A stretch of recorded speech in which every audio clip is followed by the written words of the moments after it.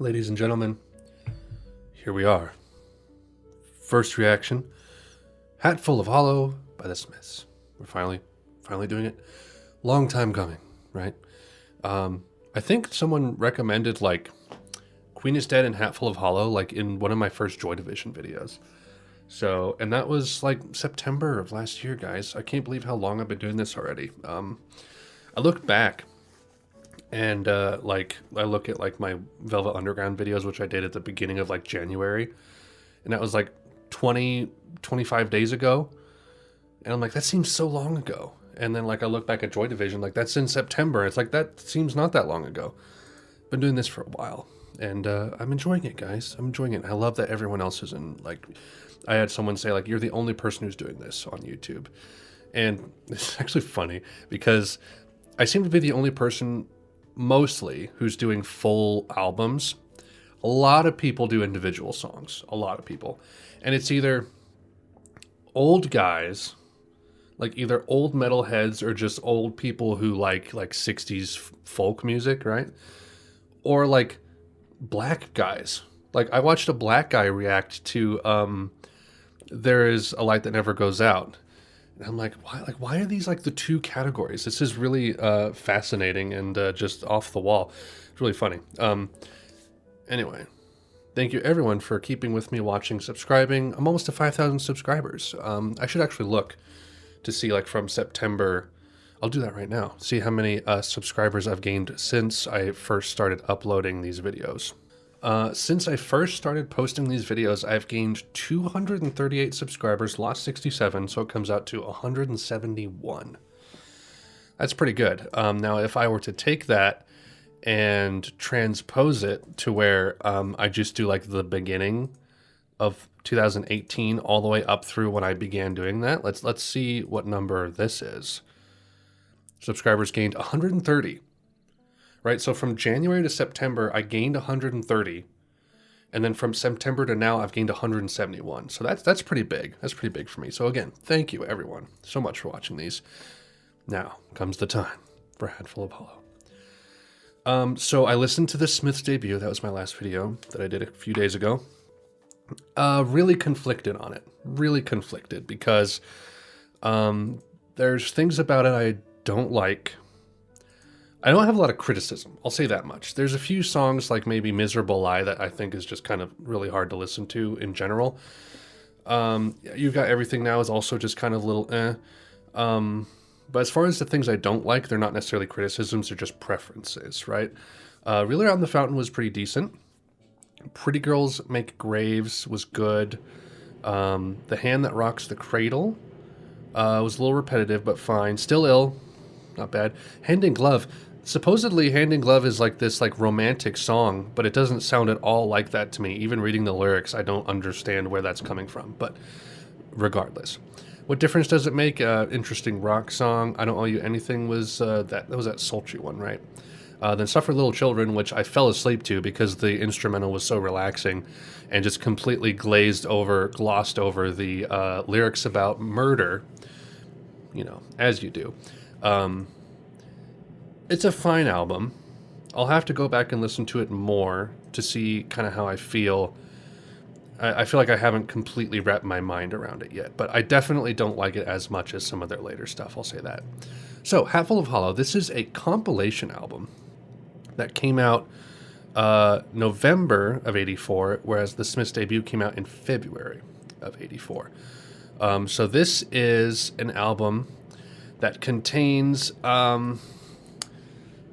different sessions. I don't know if these are live performances or just recordings of songs with different people. Because I'm pretty sure that they recorded their debut and then didn't like it and re-recorded it. So maybe there's John Peel sessions and David Jensen sessions. And I assume one of them is the original recording, the other one is a re-recording. I don't know. Maybe the original album is like a mix of the recordings, and this is just like the inverse of the alternate takes, if you will. Then it also has B-sides and some singles thrown in. So that's pretty cool. This has Heaven Knows I'm Miserable Now in it, which I've heard before. Please, Please, Please Let Me Get What I Want, which I saw a performance by Johnny Marr on YouTube of this that he played a few years ago, I think. It's a more recent rendition that isn't acoustic, and that was actually pretty sick. So I'm interested to see what the actual song sounds like. So new songs for me will be William, It Was Really Nothing. These Things Take Time. How Soon Is Now, Handsome Devil, This Night Has Opened My Eyes, Accept Yourself, Girl Afraid, Back to the Old House. And please, please, please let me get what I want. So there's some new stuff on here, and then there'll be alternate things. So there's a category on the Wikipedia that says song differences, so I'll read these out as I'm listening to the songs so I can see what's different from the debut album. So this will be a little bit of an extensive video just because there's a lot to sift through here, but you're along for the ride, right? Okay, so without further ado, let's jump in. William, It Was Really Nothing. This is a single, to which Please, Please, Please is the B-side at the end of the album.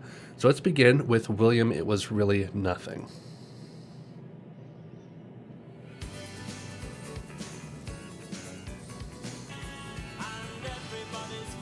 I already love this way more than anything off of the debut. Also, I'm not going to have lyrics open because half these songs I already know, and it's just going to be too big of a pain in the butt. So I'm going lyricless on this one, so I have to listen closely.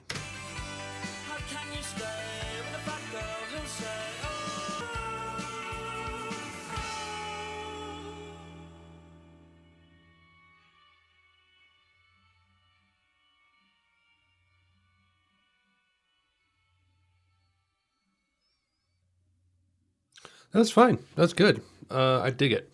So, looking at the Wikipedia, the album consists mainly of songs recorded over several BBC Radio 1 sessions in 1983. When first broadcast, these radio sessions mainly featured songs which were otherwise unavailable. All were subsequently re-recorded for singles or for the following year's debut album. Okay, so these were like early versions of the songs, I guess. Night Has Opened My Eyes were recorded in the studio in June 1984, but the only version ever released was the September Peel session. Okay, cool. So now I kind of know why and how. So this is sort of like a pickup job from the album, the debut album. Good to know. I'm glad I listened to the debut first rather than this because I think context is really going to help here. So what difference does it make? This is the John Peel session. This has heavier and more natural sounding guitars than the version on the debut. It is also in a higher key. So let's see what this one comes out to.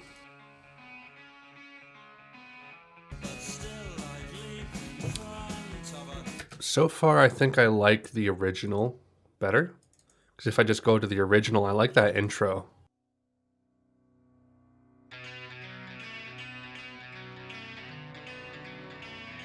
Yeah, it's like way more dynamic, but I mean, this isn't bad either. It's just different. Yeah.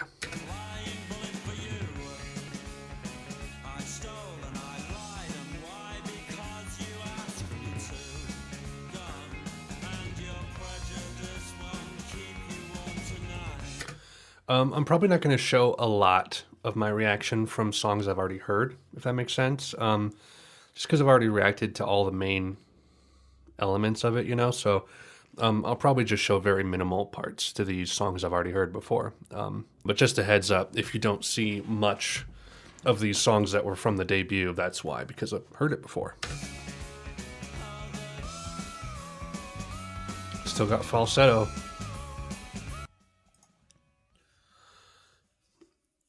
I mean, it's different from the album version, but not different enough for me to ever want to prefer this one. I think I like the mix on the album better for that one. Okay, so These Things Take Time. This is apparently... Is this a B-side to... Is a B-side from the What Difference Does It Make single, I guess?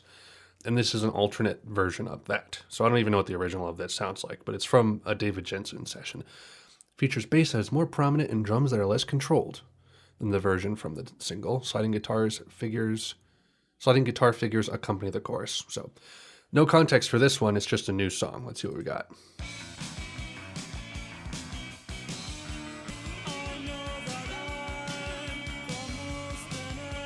I like that sliding guitar. It's good.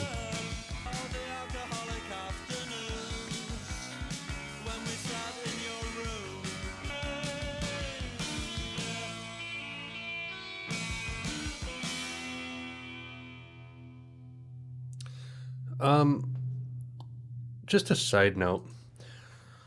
Um, I think one of the reasons that it's taken me so long to listen to the Smiths is I never knew what kind of music they made. I didn't know much about them. And I think just judging from their name and the fact that they came from England, and I think I assumed they were from the 70s, even though they were 80s. I always assumed they were a punk band.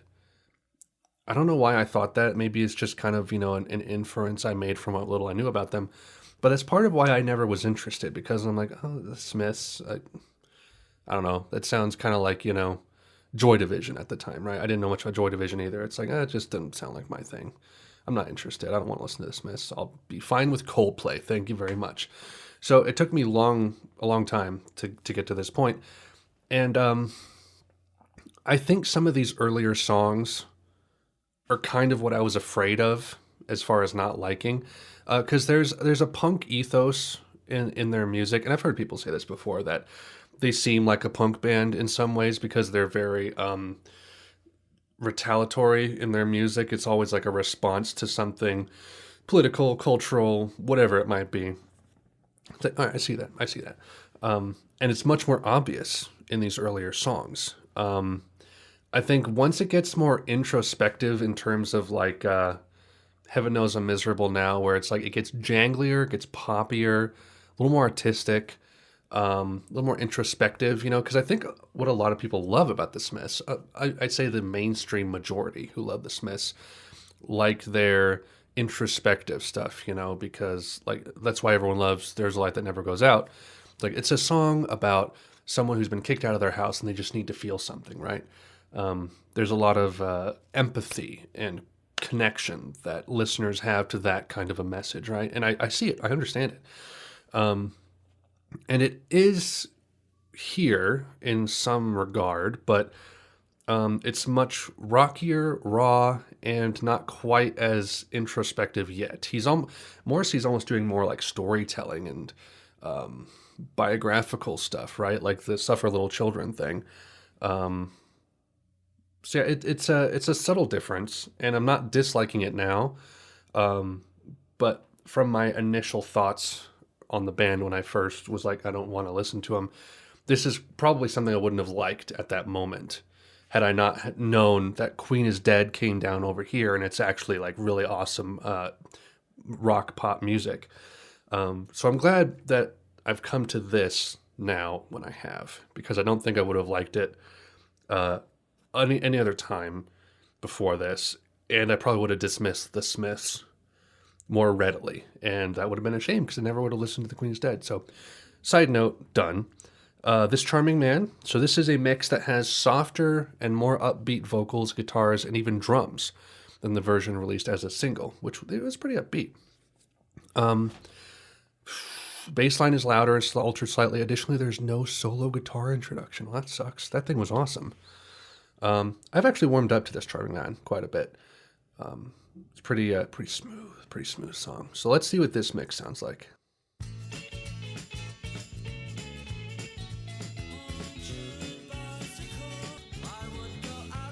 I see what it means. It means upbeat, like tonally, not like rhythm. Okay.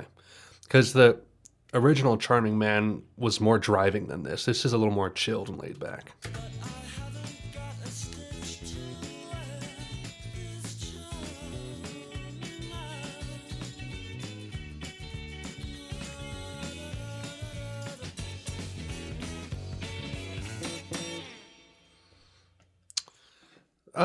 I can see the pros and cons to each version. If I were to go back and just fire up the actual thing, where is it even?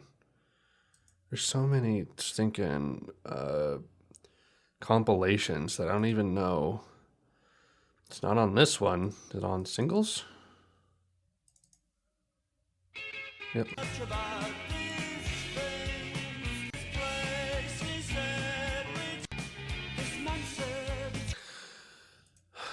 I might like the Hatful of Hollow one a little bit better, but the fact that it doesn't have that intro is like kind of a big detractor for me, actually. That was such a killer part of the original. Anyway, How soon is now? This is a B-side to William. It was really nothing. I heard someone like say this one was really good. They wanted to make sure that I listened to it. It's 6 minutes long, almost 7 minutes. So let's see what this is like.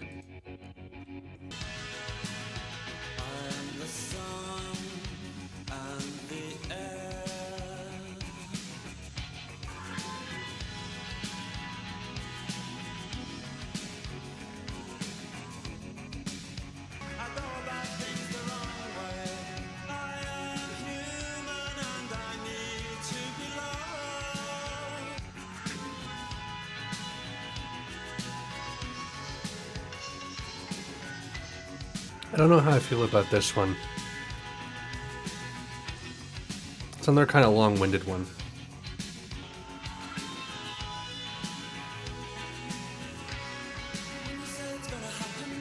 Production is pretty cool though.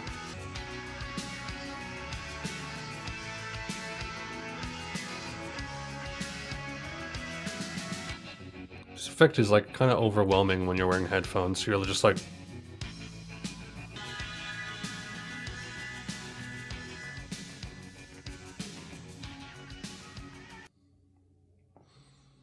that's it. It's done. Actually, I warmed up to it a little bit as I was listening to it. It's not really my thing. I liked it a little bit, but I can't say it was good. It was a good song. Okay, so that's 5 out of 16 tracks down. So Handsome Devil. This is a John Peel session. I don't know what this song is. I haven't heard it before. Is it a B-side to something? I don't know where this came from. Let's see though. It's from a BBC session though, so.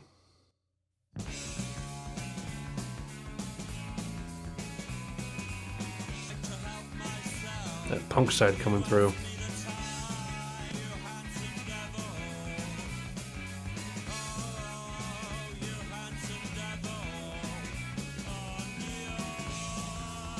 Again, I can see the Radiohead the influence that Radiohead got from this band, especially like Kid A up through Hail to the Thief. Like some of these guitar lines, it's like Johnny Greenwood dug the Smiths, I can tell.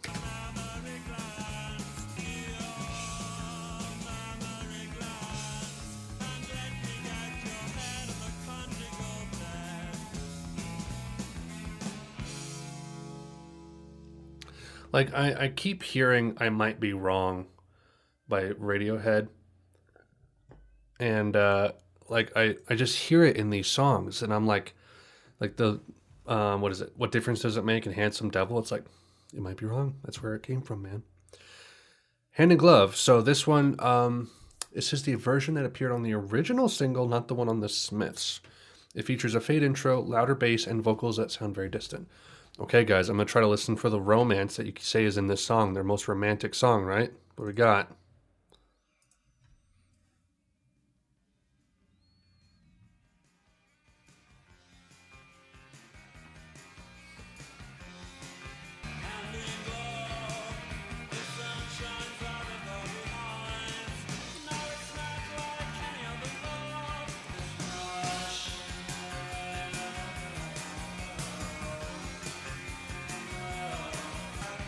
I'm sorry, it still sounds ugly. I stand by it.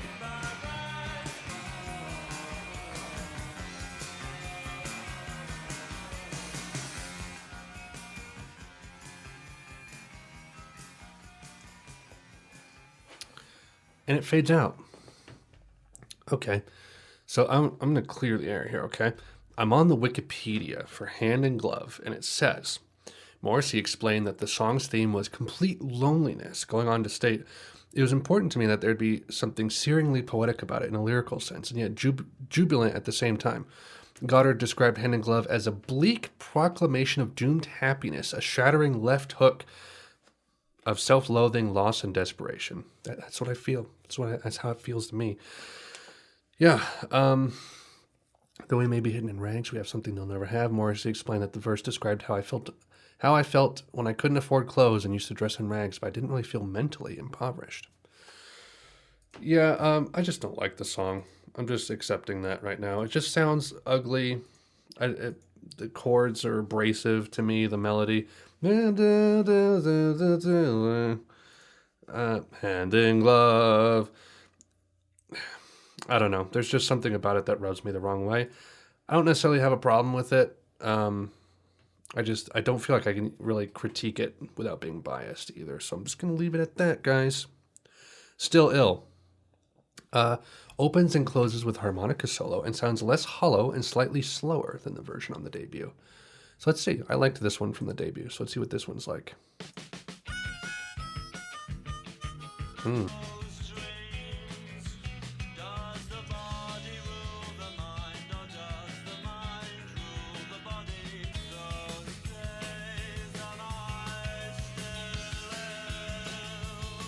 I dig the chorus in this song.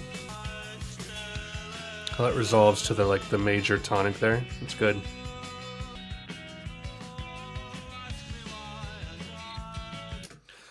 I like the way that Johnny Marr is willing to let the bassist be the undergirding of the song, because I think it's so easy for rock guitarists. I mean, they separate it into lead and rhythm, right? But sometimes it's just like a single guitarist, and they'll take it upon themselves to do power chords or strum full chords, because they think the song needs more body to it.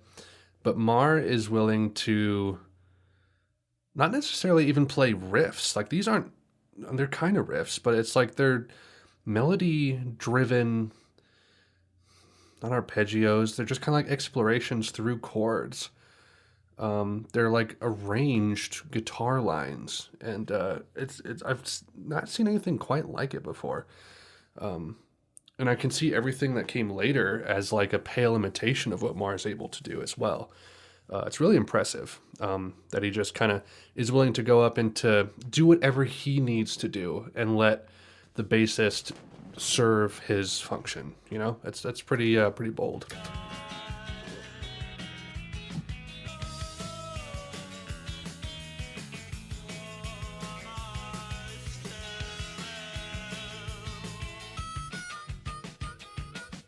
That guitar harmonica is so out of place.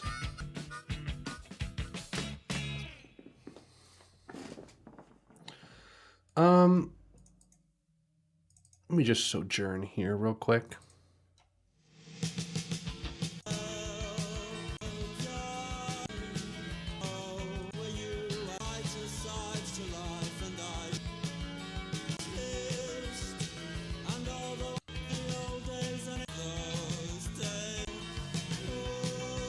Trying to find.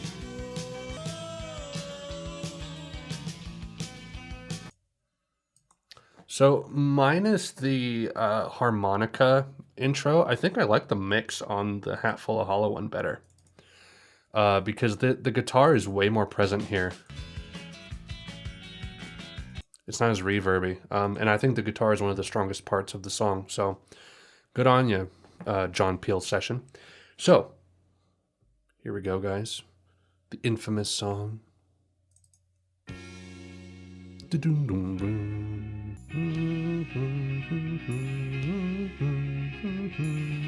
I was looking for a job and then I found a job.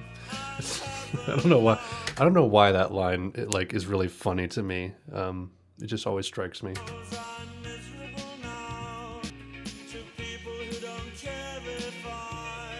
Live or die.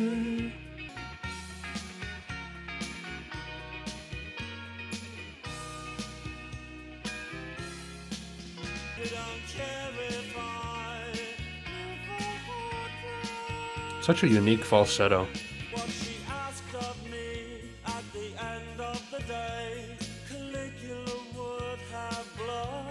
It's a great line. The bass is really underrated on this song. It's all over the place if you listen to it. Live or die. It's my best attempt.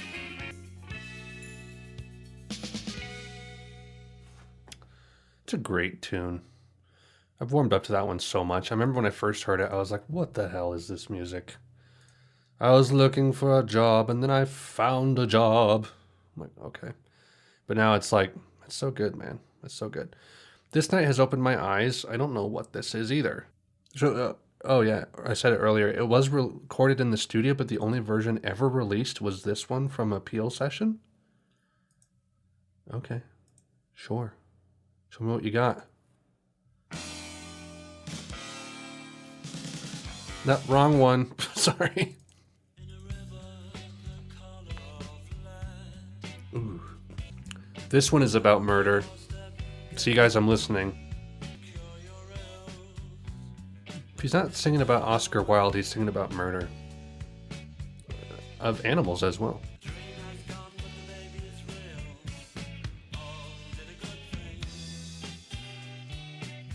This reminds me a little bit of I Don't Know Anything, whatever it was from the debut, the sultry one.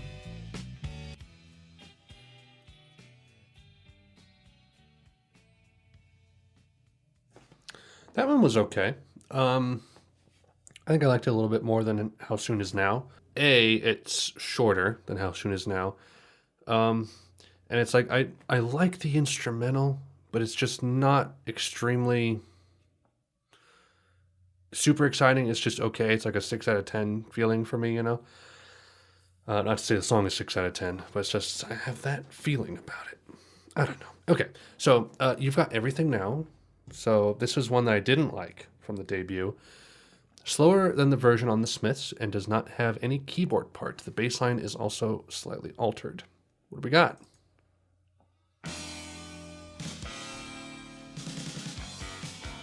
Bass is still funky as hell.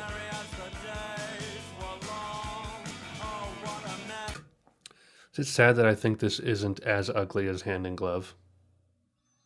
People are going to hate me for not liking Hand in Glove, like no matter what. Oh well, I'll die on that hill. I find myself grooving to this song even though I don't like the groove.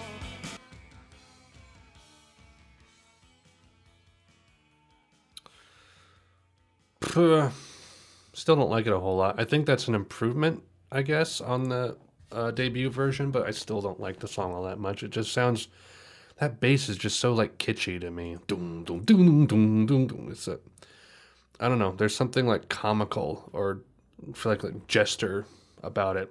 I don't know. Anyway, Accept Yourself. So this is something. Who knows where this comes from? No idea. It came from heaven or from aliens. Yeah, this is a David Jensen session. What kind of song is this?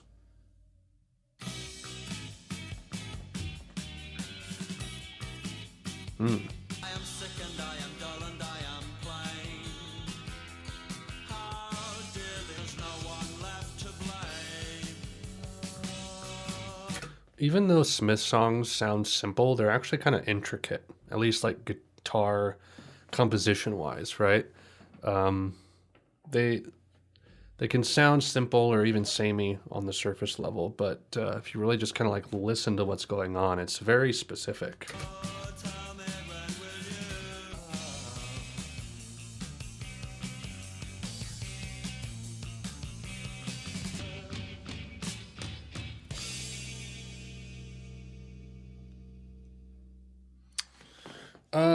Another one that's okay.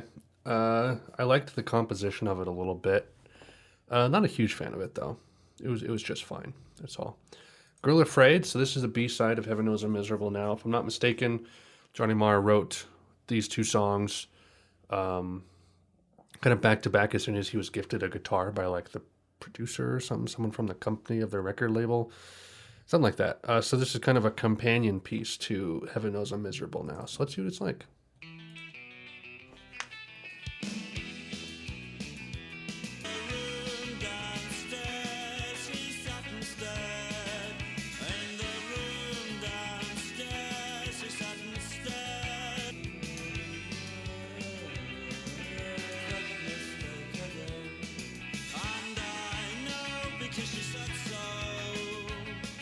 I like the guitar part here.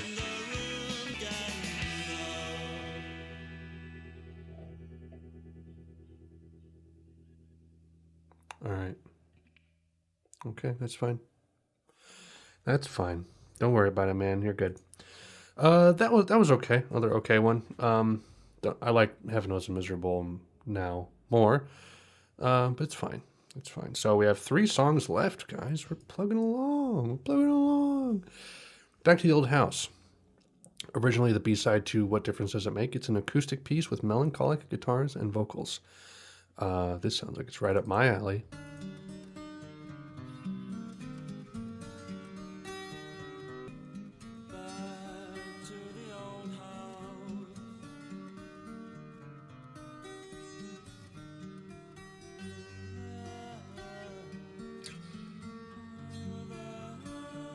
I like this. I've said it before, I love a good acoustic guitar riff.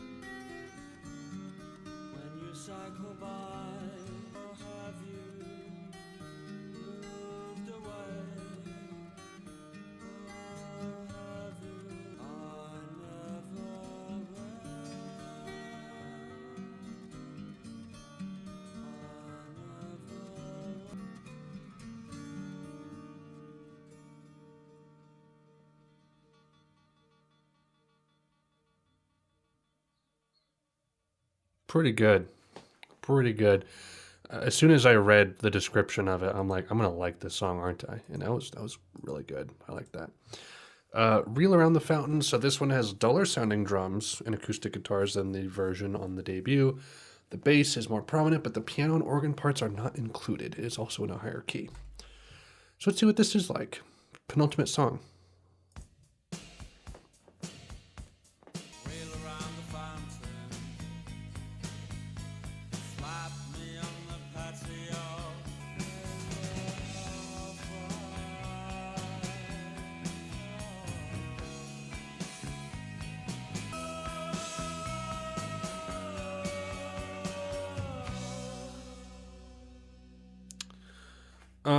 I'm gonna play the original version just for a bit to see what it sounds like.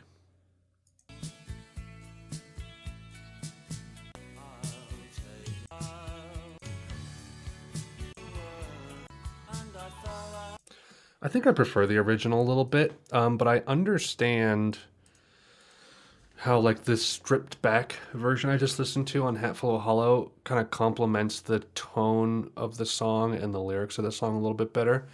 But just sound-wise, I think I like the one on the debut better. But I'm still not a massive fan of the song, but that's my preference. So last one, guys. We made it through this album. We're going to end with a short song.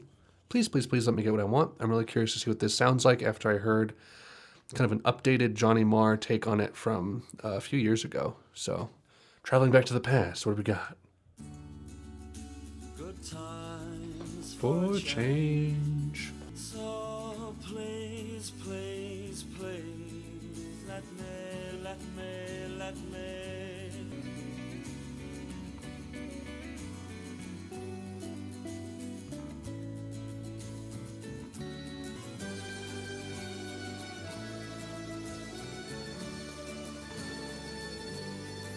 Solo is in there still. What instrument is that?